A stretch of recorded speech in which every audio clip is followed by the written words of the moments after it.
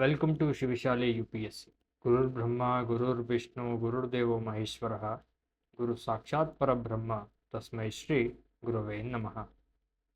In recent years, we have seen many cities temperatures rising beyond 50 degrees Celsius.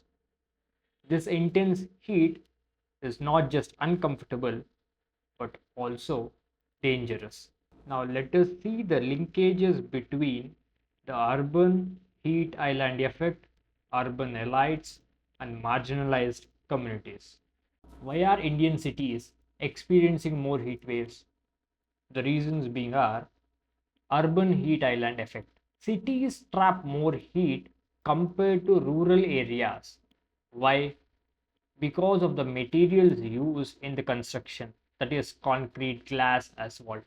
The next is poor urban planning, lack of green spaces, parks, cutting of trees. All these things increases temperatures. The next is the climate change. Heat waves are becoming more frequent and intense because of excess of greenhouse gases, which leads to trapping of intense heat within the atmosphere. Now, what is this urban heat island effect? It is a phenomenon where the temperature of cities are warmer than its surroundings villages. Now, let us see what causes the urban heat island effect. The usage of the materials, that is concrete, asphalt, and glass, absorb heat during the day and release it slowly at night. And the dense urban areas, which have fewer trees or parks to cool the surroundings, more carbon emissions from fossil fuel based vehicles and factories, increases overall temperatures. And the modern glass buildings, which traps more heat, rises energy consumption. All these add up and causes the urban heat island effect. Now, who suffers the most from urban heat island effect? Delivery workers. Why? Because they ride through the heat with no shade or breaks. Auto drivers. They are exposed to scorching heat all day to earn their livelihood. Construction workers work outdoors for long hours without proper hydration.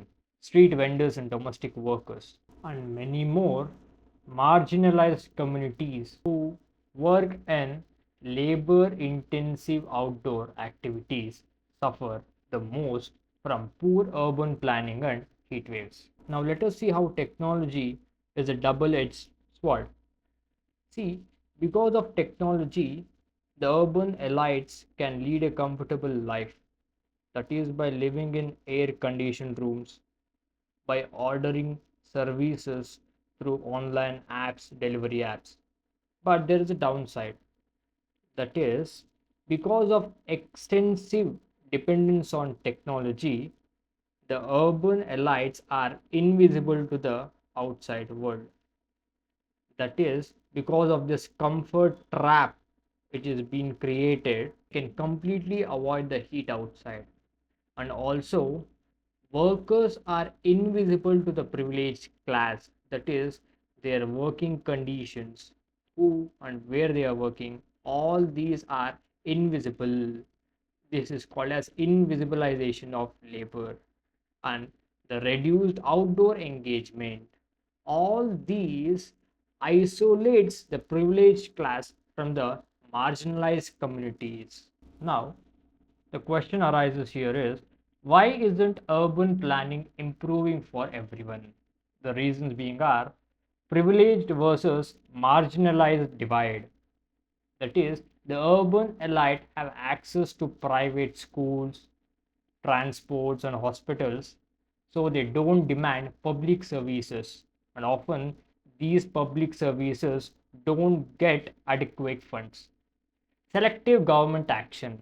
Authorities respond only when elite areas face problems, and the neglect of public services. That is, poor people are stuck with underfunded schools and unreliable public transport and amenities. Now, this brings us to know what is comfort trap and why is it dangerous. See, comfort trap is a situation where convenience from technology makes people avoid outdoor life and public engagement. So, what are the effects of comfort trap? Reduces interaction with laborers and service workers. It decreases empathy towards marginalized communities. Why? Because privileged people no longer demand better public services. These worsens the situation for everyone. Now, addressing to this, how can the urban elite help? Or what role must the privileged class play in improving cities? The first one is engage with governance, use their influence to demand better public services, reconnect with public spaces, that is, actively participate in city life to understand the issues, push for equitable cities, ensure cities are livable for everyone and not just for wealthy. So, now what is the final message of the article? The final message of this article is don't let convenience destroy cities. Over reliance on technology is making cities less livable. And reconnect and engage with outside world. Only by engaging with the real world we can make cities better. Demand for better governance. The elite must work to improve urban services for everyone.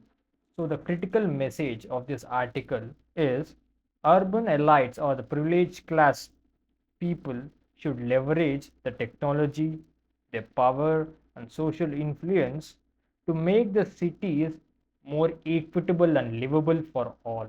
They have to work towards reducing the elite and marginalized gap. By doing so, everyone will be able to survive the harsh climatic changes.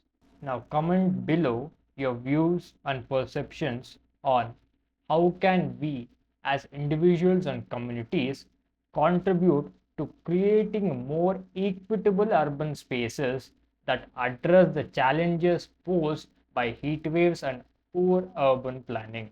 Thank you. Have a nice day. See you in the next video.